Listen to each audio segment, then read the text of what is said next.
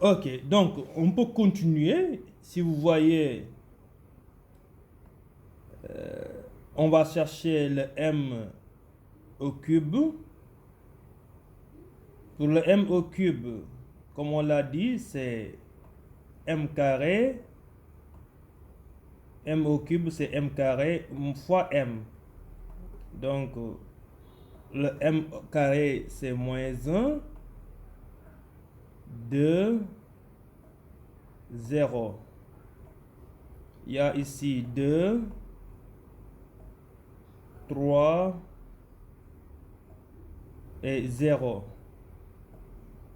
Ici, nous avons 1, 1 et 1. Donc, voici les différents coefficients de la matrice. Et là, nous avons... Oui. Ok. Et là, nous avons donc 1 ici. Et là, nous avons 1. Ok. Ceci maintenant multiplié par la matrice M. La matrice M, c'est 0, 1, 0.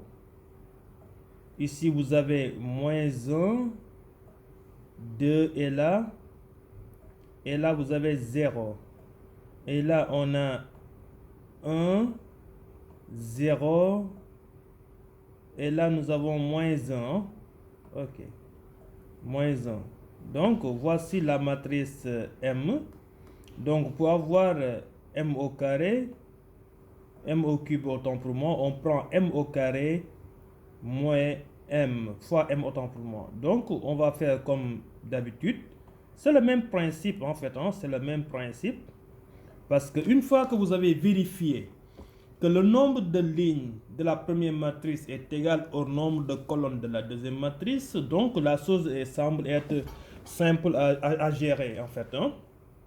Donc, on y va donc pour la solution. Je vois que Maretou nous a donné donc une solution. Mais quand même, on se base sur le fait qu'il y en a d'autres qui ne parviennent toujours pas à comprendre. Mais c'est bon, c'est pas méchant du tout. Là, on a la première matrice. On prend donc la première ligne fois la première colonne, comme d'habitude. Première matrice fois la première ligne, autant pour moi, fois la première colonne. Donc ici, nous avons moins 1 fois 0, ça donne 0. 2 fois moins 1, ça fait moins 2. Et 0 fois 1, ça fait 0. Donc ici, on a moins 2. Là, on trouve premier coefficient, c'est moins 2. Moins 2 comme premier coefficient. Ça, c'est moins 2. Ok. Donc, on prend toujours la première ligne fois la première deuxième colonne. Là, vous avez moins 1 fois 1. Ça donne moins 1. 2 fois 2, ça fait 4. Et 0 fois 0, ça fait 0. Donc, nous avons, ici c'est moins 1, 4. Donc, on a 4 moins 1, ça fait 3. Donc, ici, vous avez 3. Maintenant, la première ligne avec la dernière colonne. Moins 1 fois 0, ça donne 0. 2 fois 0, ça donne 0. Et 0 fois moins 1 donne 0. Ici, nous avons 0. On prend maintenant la deuxième ligne. Moins 2 fois 0, ça donne 0. 3 fois moins 1 donne moins 3.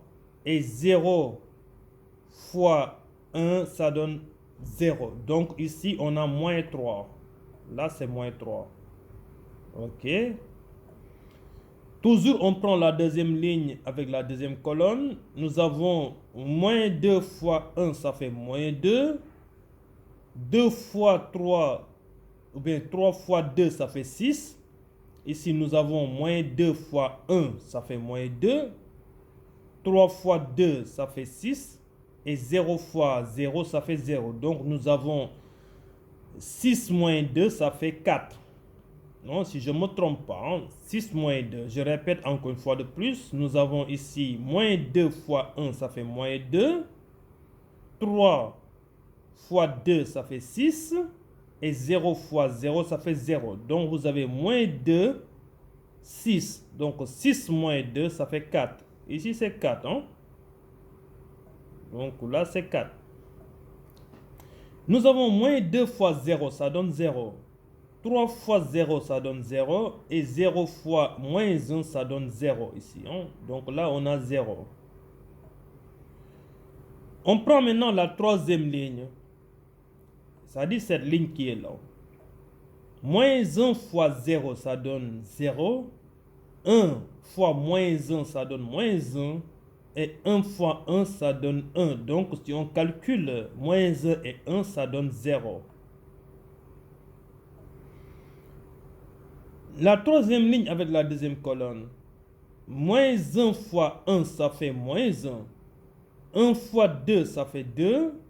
Et 1 fois 0, ça donne 0. Donc, nous avons 2 moins 1, ça fait 1. Ici.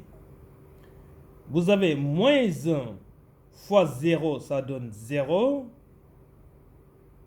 1 fois 0 donne 0. Et 1 fois moins 1 donne moins 1. Donc, ici, nous avons moins 1. Donc, ainsi, nous obtenons le m au cube. Donc, ayant obtenu m au cube, donc on peut tout simplement vérifier cette suite d'opérations-là. On dit que m cube moins m carré moins m plus la matrice d'identité est égal à 0. Est-ce vrai? Nous allons vérifier ça ensemble.